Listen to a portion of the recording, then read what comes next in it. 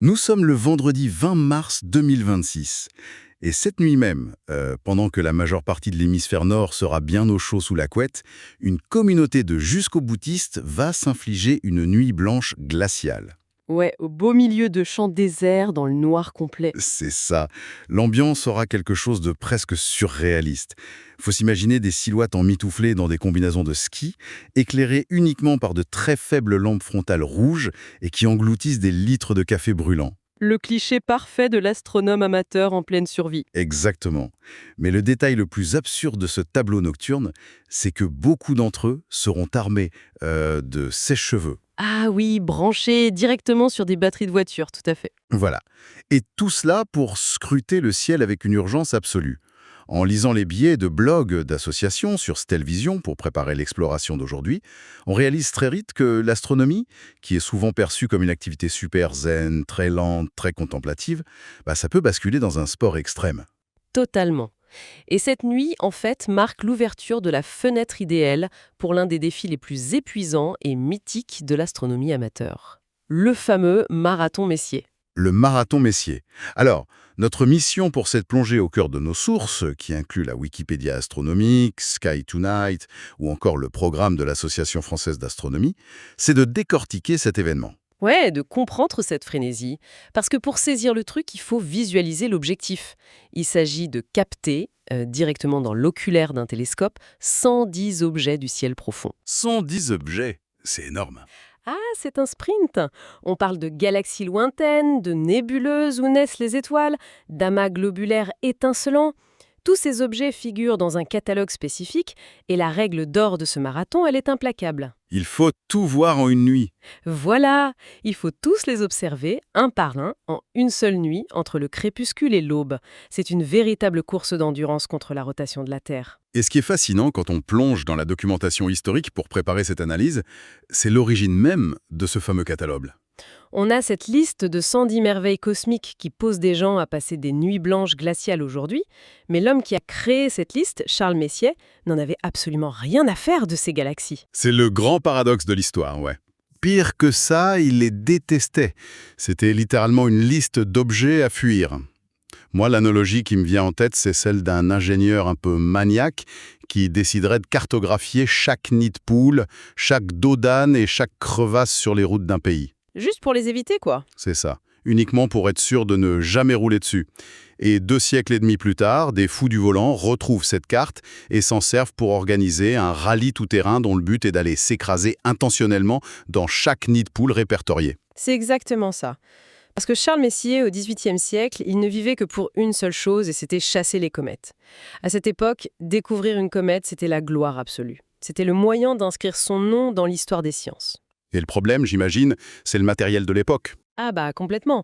Avec les instruments optiques très rudimentaires de l'époque, une comète lointaine, ça ressemble juste à une minuscule tache floue et grise dans le ciel. D'accord. Or, une galaxie massive qui est située à des millions d'années-lumière, ça ressemble aussi dans l'oculaire à une minuscule tache floue et grise. Donc pour lui, l'univers entier était juste rempli de faux espoirs. C'est ça. Et le pire, c'est qu'il a mis des années à répertorier ces fameux nids de poules célestes. Il passait des nuits entières à fixer une de ces taches floues, parce que la seule méthode pour différencier une galaxie d'une comète, c'est d'attendre. Faut voir si ça bouge. Exactement. Si la tache se déplace par rapport aux étoiles fixes en arrière-plat au bout de quelques heures, c'est une comète, jackpot. Si elle reste parfaitement immobile, c'est un objet du ciel profond, une nuisance. Une perte de temps totale pour lui. Voilà. Donc, après avoir perdu un temps précieux sur tous ces mirages, il a décidé de publier leurs coordonnées exactes pour prévenir ses collègues astronomes. En gros, le message, c'était « Ne perdez pas votre temps ici, circulez, il n'y a rien à voir ». Et par la force des choses, ce catalogue de nuisances est devenu le best-of incontournable de l'astronomie moderne. Ça inclut quand même des trucs incroyables, comme la galaxie d'Andromède ou la nébuleuse d'Orion. Mais y a un détail qui donne vraiment le vertige quand on parcourt les archives. Va-y. On imagine souvent les pionniers de l'astronomie isolés sur des sommets montagneux, tu sais, loin de tout. Mais Messier, lui, travaillait depuis l'Observatoire de la Marine. Et cet observatoire, d'après les sources, ce n'était qu'une petite tourelle en bois posée sur le toit du bâtiment qui abrite aujourd'hui le musée de Cluny. en plein cœur de Paris. En plein centre de Paris, oui. Ouais, il y a un contraste technologique saisissant quand on y pense. Ces instruments étaient minuscules, ils chassaient avec des lunettes de 90 mm d'ouverture ou des télescopes dont le miroir en métal mesurait 200 mm. Attends, 200 mm, pour donner un ordre d'idée à ceux qui ne pratiquent pas, c'est... Ce sont les dimensions des télescopes qu'on offre aujourd'hui aux débutants pour Noël. Ouais. C'est fou. Mais l'avantage colossal de Messier ne résidait pas du tout dans la taille de ses lentilles, mais dans la qualité de son ciel. Le Paris du XVIIIe siècle, qui était éclairé à la bougie et aux lanternes à huile, ça offrait une obscurité dont les astronomes actuels peinent à trouver l'équivalent, même en s'enfonçant profondément dans la diagonale du vide. D'accord, donc on a cette liste historique de 110 objets. Mais il y a une question qui s'impose naturellement face à cette idée de marathon nocturne. Ces galaxies et ces amas d'étoiles, ils ne bougent pas à l'échelle humaine. Ils sont littéralement figés sur la voûte céleste. Tout à fait. Alors pourquoi s'infliger une course contre la montre, une nuit de Mars glaciale? Je veux dire, pourquoi ne pas diviser la liste, prendre une chaise longue au mois d'août et chercher ces objets tranquillement, à raison de 3 ou 4 par soir, en sirotant une boisson fraîche? Ce serait plus agréable, c'est sûr. Mais l'obstacle majeur, c'est notre propre étoile. Le Soleil ne se contente pas d'éclairer le ciel le jour, il masque physiquement toute une portion de l'univers. Ah, à cause de son orbite. De notre orbite, oui. La Terre tourne autour du Soleil en un an. De notre point de vue, depuis la surface, ça donne l'impression que le Soleil se déplace lentement sur la sphère céleste, en traversant les constellations du zodiaque. Ok. S'il se trouve par exemple devant la constellation du Taureau, tous les objets du catalogue Messier situés dans le Taureau sont invisibles. Ils sont noyés dans le bleu du ciel diurne. C'est un peu comme se tenir au centre d'une pièce circulaire, remplie de tableaux magnifiques, avec un projecteur surpuissant au milieu qui tourne très lentement. Le projecteur nous aveugle complètement et nous empêche de voir l'œuvre qui se trouve directement derrière lui. C'est la métaphore parfaite. C'est le principe même de l'éblouissement diurne. Or, et c'est là que l'article passionnant de Sky Tonight intervient, il souligne une faille incroyable dans le catalogue de Messier. Une faille? Ouais. Des astronomes amateurs américains et espagnols, dans les années 70, on parle de figures pionnières comme Tom Hofelder, Donald McCalls et Tom Rayland, ils ont étudié la répartition des 110 objets sur la carte du ciel. Et ils ont découvert que Messier avait laissé un trou gigantesque. Un trou de quelle taille alors? Entre la constellation des Poissons et celle du Verseau, il n'a répertorié quasiment aucun objet. Un angle mort cosmique providentiel en fait. Exactement. Et devine quand est-ce que le Soleil passe précisément devant ce trou béant. Fin mars. Entre la mi-mars et le début du mois d'avril. Pendant cette très courte fenêtre de quelques semaines, l'éblouissement du Soleil cache une zone du ciel, qui est de toute façon vide d'objets Messier. Ah, c'est génial! Donc ça veut dire qu'à cette période de l'année, aucun des 110 objets n'est masqué par le Soleil. Voilà. Si le ciel est clair et si la Lune est absente, ce qui est pile le cas pour la nouvelle Lune de ce week-end, du 20 mars 2026, l'intégralité du catalogue défilera au-dessus de nos têtes au gré de la rotation terrestre entre le coucher et le lever du Soleil. Et le premier à avoir réussi ça, selon nos sources, c'est l'Américain Jerry Ratley, qui a validé le premier score parfait de 110 sur 110 la nuit du 23 au 24 mars 1985. Depuis les déserts de l'Arizona, ouais. L'Arizona, justement, nos sources insistent super lourdement sur un point géographique. On ne peut pas réaliser ce marathon depuis n'importe où sur Terre, n'est-ce pas, Evelyne? Non, la géométrie du marathon, elle est intraitable. Un observateur situé en Australie, par exemple, ou en Argentine, il pourrait avoir la même détermination, le même télescope, il échouerait mathématiquement. Complètement. Puisque Messier a compilé sa liste depuis Paris, il a logiquement recensé des objets qui sont visibles depuis l'hémisphère nord. Le terrain de jeu est donc très limité. Pour espérer tout voir, il faut se placer entre les latitudes de 20 degrés sud et 55 degrés de nord. L'idéal étant autour de 25 degrés nord, c'est ça, hein? L'endroit absolu pour un sans faute, ouais. Un astronome dans l'hémisphère sud fera face à un horizon impénétrable. Des cibles spectaculaires situées très haut dans le ciel boréal, comme la galaxie du Cigare, M82, ou l'amas ouvert M52 dans Cassiopée, elles ne s'élèvent tout simplement jamais au-dessus de l'horizon austral. D'accord. Bon, imaginons que les conditions géographiques et météorologiques soient réunies. On est au bon endroit, à la bonne date. La véritable violence de l'épreuve commence là, parce que la rotation de la Terre ne s'arrête jamais. Le ciel défile constamment d'est en ouest. C'est là que ça devient sportif. La stratégie qui est décrite dans les programmes de l'Association française d'astronomie, ça rappelle vraiment le jeu vidéo Tetris poussé à sa vitesse maximale. Oh oui, la pression est la même. Les constellations se lèvent et se couchent. Si un objet tombe sous l'horizon avant d'avoir été observé, il n'y a pas de bouton pause. On ne peut pas revenir en arrière. La nuit est gâchée. Donc il faut imposer un sens de lecture obligatoire à la voûte céleste. Le balayage doit se faire frénétiquement d'ouest en est pour attraper les objets avant qu'ils ne disparaissent. Et le niveau de stress, il crève le plafond dès les toutes premières minutes. C'est ce qu'on appelle, dans le milieu, le sprint du crépuscule. Le sprint du crépuscule? Ouais. Dès que le soleil disparaît sous l'horizon, le ciel n'est pas encore noir. Il est bleu sombre, un peu laiteux. Pourtant, deux galaxies, M74 dans les poissons et M77 dans la baleine, sont déjà en train de plonger vers l'horizon ouest. Ah, donc elle fuit le ciel. Exactement. Il faut pointer le télescope dans les lueurs du couchant, percer l'atmosphère épaisse de l'horizon et réussir à déceler deux taches d'une pâleur extrême. Le chronomètre tourne, et d'après les guides, il faut les trouver en moins de 45 minutes. Si elles passent sous l'horizon, le score de 110 est mathématiquement mort avant même que la vraie nuit n'ait commencé. C'est ça, l'échec guette dès les premières secondes. Mais bon, pour ceux qui survivent à cette adrénaline initiale, la nuit se déploie. Et vers minuit, le rythme change radicalement. L'urgence laisse place à une forme de vertige absolu. C'est quand on arrive vers la Vierge, non? Ouais, lorsqu'on pointe les instruments vers la constellation de la Vierge et de la chevelure de Bérénice. C'est décrit dans les récits comme une véritable mine d'or. La densité d'objets à cet endroit semble presque défier la logique de la course. Visuellement, c'est l'un des moments les plus marquants pour l'observateur, parce que l'amas de la Vierge, ce n'est pas un amas d'étoiles, c'est un amas de galaxies. La nuance est énorme. Ah, c'est massif! La gravité a rassemblé des milliers de galaxies dans un espace relativement restreint de l'univers. Du coup, à l'oculaire, on ne bouge presque plus le télescope. On fait du surplace. Presque. Sur quelques degrés carrés de ciel, on glisse littéralement d'un univers-île à l'autre. On passe de M84 à M86, puis direct à la galaxie elliptique géante M87. En un infime mouvement de poignet sur le tube, l'œil de l'observateur voyage sur des dizaines de millions d'années-lumière. C'est vertigineux. L'espace d'un instant, on oublie le chronomètre face à la structure monstrueuse du cosmos. C'est un moment de grâce, ouais. Mais j'imagine que le repos est de courte durée, parce que la fatigue physique, le froid qui s'infiltre sous les vêtements et le manque de sommeil finissent forcément par peser. Et là, juste avant que le soleil ne revienne balayer le ciel de sa lumière, il y a ce dernier obstacle. Le boss final. L'ultime boss final à vaincre à l'Est. Ouais, et la ligne d'arrivée est super cruelle.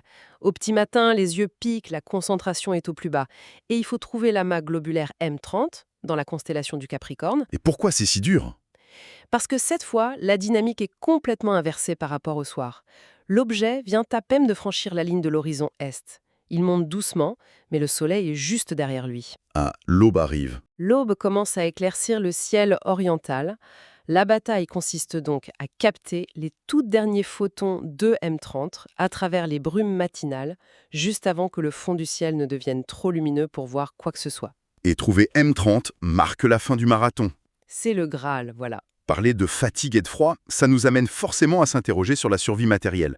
Parce que passer la nuit au milieu d'un champ, en mars, en parcourant les recommandations sur les blogs spécialisés comme Astronomie pratique, on trouve évidemment les doudounes thermiques, les multiples couches, les chaises longues. Ah, les chaises longues, très important pour épargner les vertèbres cervicales quand on observe au zénith. C'est clair.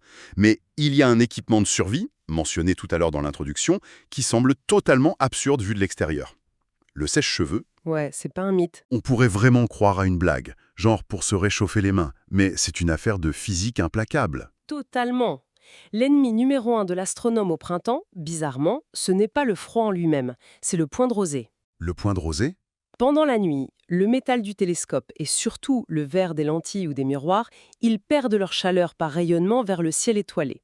En fait, ce matériel devient rapidement plus froid que l'air ambiant. D'accord. Et si la température de la vitre descend sous ce fameux point de rosée, la vapeur d'eau contenue dans l'air se condense instantanément dessus.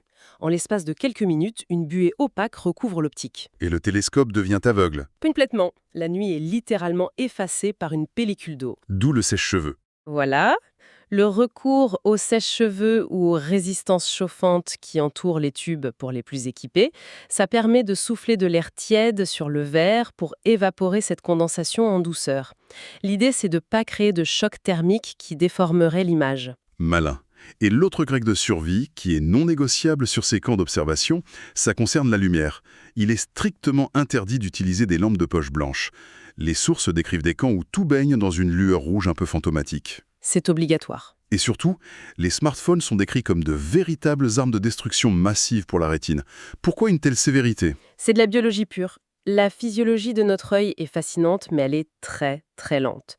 Pour réussir à capter la lumière de galaxies situées à des millions d'années-lumière, notre rétine doit s'adapter à l'obscurité. Comment elle fait ça? Elle commence à synthétiser une protéine indispensable, la rhodopsine. C'est ce qui rend nos cellules en bâtonnets ultra sensibles à la moindre petite particule de lumière. Mais ce processus d'adaptation chimique, ça prend du temps. Il faut compter environ 20 bonnes minutes dans le noir complet pour que l'œil atteigne sa sensibilité maximale. 20 minutes pour préparer sa rétine. Et j'imagine qu'il suffit d'une fraction de seconde pour tout ruiner. Ah bah, un flash et c'est fini. Si par habitude, tu sais, ou juste par ennui en attendant qu'une constellation se lève, on allume l'écran blanc d'un smartphone pour vérifier l'heure ou lire un message, Ce qu'on fait tous les jours. ouais, eh ben cette lumière vive détruit instantanément toute la rhodopsine accumulée. On redevient immédiatement aveugle aux détails subtils du ciel profond. C'est radical. Il faudra patienter 20 nouvelles minutes dans le noir absolu pour retrouver sa vision nocturne. Et dans une course contre la montre céleste, perdre 20 minutes de vision, ça revient à saboter son propre marathon. Et la lumière rouge alors, elle ne fait rien?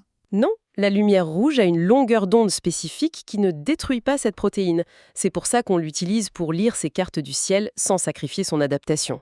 Justement, en parlant de lire des cartes, il y a une guerre philosophique qui divise les passionnés. Les forums en sont remplis quand on cherche un peu.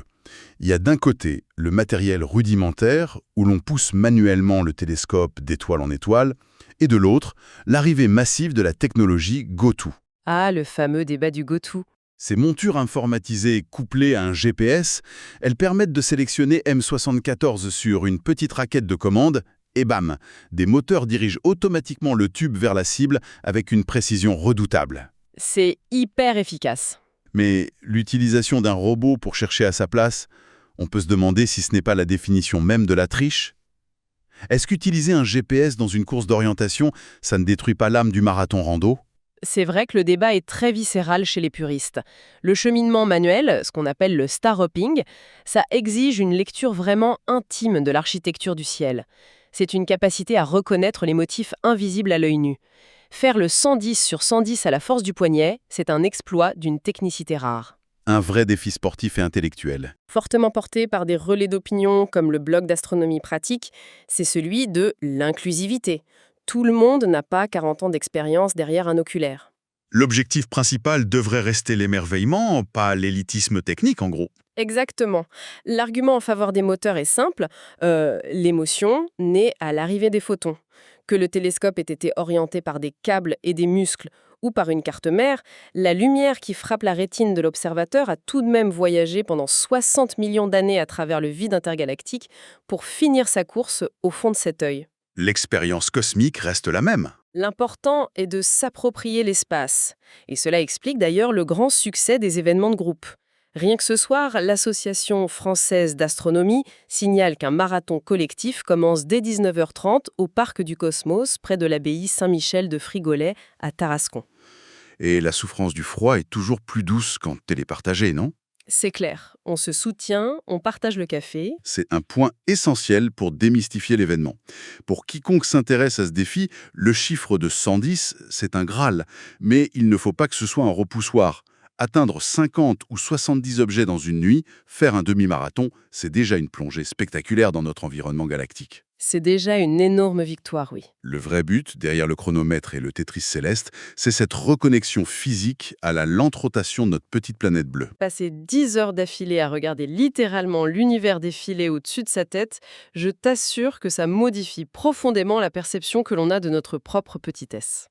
Et cette réflexion sur notre environnement, ça amène une dernière pensée, assez glaçante pour le coup, qui émerge après avoir croisé l'ensemble des documents de cette plongée au cœur des sources. Un immense paradoxe saute aux yeux. Lequel ? Charles Messier a passé des années à compiler ce catalogue fondateur depuis le centre exact d'une des plus grandes capitales d'Europe, Paris. avec des lunettes astronomiques de la taille d'un jouet. C'est ça. Et aujourd'hui, en 2026, un équipement 1000 fois plus puissant au centre de Paris ne permettrait même pas de voir un dixième de ce catalogue. Et non, impossible. L'expansion fulgurante de la lumière artificielle a noyé l'univers. Pour espérer tenter ce marathon, aujourd'hui, les observateurs sont contraints de charger leur voiture à ras-bord, de fuir les zones urbaines, De rouler des heures. de rouler des heures, pour trouver des poches d'obscurité de plus en plus rares, épargnées par l'éclairage public et industriel. Le ciel nocturne, tel que l'humanité l'a connu pendant des millénaires, est en train d'être activement gommé. Il est fascinant et terrifiant en même temps de s'arrêter sur cette hypothèse. La génération actuelle d'astronomes est peut-être l'une des toutes dernières à pouvoir relever physiquement le défi du marathon Messier. C'est très probable, malheureusement. Bientôt, le halo orange de notre propre civilisation sera si étendu, si dense, que ce catalogue historique de merveilles lointaines sera physiquement effacé de notre champ de vision terrestre. C'est une réflexion troublante à garder en tête ce soir, pour quiconque prendra le temps de lever les yeux vers l'obscurité.